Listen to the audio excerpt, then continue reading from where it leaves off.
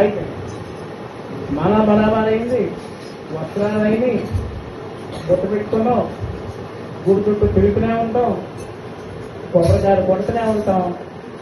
కానీ దాని యొక్క విషయాన్ని గ్రహించకపోతే మనకి ఫలితం రాదు అని శాస్త్రం చెప్తుంది. శాస్త్రం చెప్పే మాట కదా, శాస్త్రం చెప్పడం మనం నడుచుకోవాలి కదా.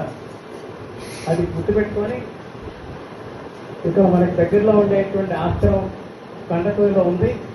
ఇప్పుడు 24 గంటలు ఆపకుండా రాత్రి పోవడం హనుమాన్ కార్యక్రమం జరుగుతుంది. ఇప్పుడు అక్కడ నుండి అక్కడ భిక్షా స్వాములు ఉన్నారు కదా, అక్కడ కొంతమంది స్వాములు ఇక్కడికి వచ్చారు. ఆశ్రమం స్వాములు, ఎందుకంటే మన శ్రీనివాస గౌడ్ స్వామి చాలా సీనియర్ స్వామి. హైదరాబాద్లో సీనియర్ స్వాములో ఈయన శ్రీనివాస్ గౌడ్ స్వామి. మీ తప్పటి ద్వారా వారికి ఆశ్రమం ఇద్దామని చాలా చాలా చాలా సీనియర్. హైదరాబాద్లో మేము అప్పుడు కారుకొండలో ఉన్నప్పుడు అక్కడికి వచ్చి మానేసుకుంటాం వీళ్ళంతా. మరి సుమారుగా 15 సంవత్సరాలు 20 సంవత్సరాలు పైన ఎవరు ఉన్నారు? ఇక్కడ ఉన్నారా?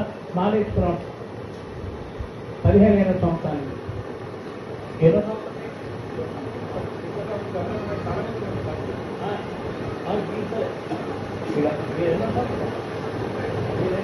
ఆయన మర్చిపోతాడు, ఆయన మర్చిపోతాడు ఈ మధ్యన. మరి శ్రీనివాస్ గౌడ్ మనం చెప్పినట్టు వింటే నువ్వు బాగుంటావు, నువ్వు ఇష్టంగా ఎటు పడితే ఇటు వెళ్ళావా ఆగిపోయిపోతావు అన్నావు. మళ్ళీ లైన్లోకి వచ్చాడు, ఇప్పుడు వచ్చాడు. మరి ఆయనకి ఆశీర్వాదం మనందరం కూడా మీ తప్పని ద్వారా ఆశీర్వాదిస్తాం. అలాగే మీరందరూ కూడా ఎక్కడ బాగా వేసుకున్నా మన గురుస్థానానికి వెళ్ళిపోవాలన్నమాట. అక్కడ హైవే కరెంట్ ఉంది, దానికి సంబంధించినటువంటి అన్ని కూడా మీ అనుకునేటువంటి అన్ని కూడా అవుతాయి. రేపు మే 6వ తేదీ నుండి 11వ తేదీ వరకు 7 రోజులు సప్తాహం రామాయణ కార్యక్రమం జరుగుతుంది. యజ్ఞాలు జరుగుతున్నాయి.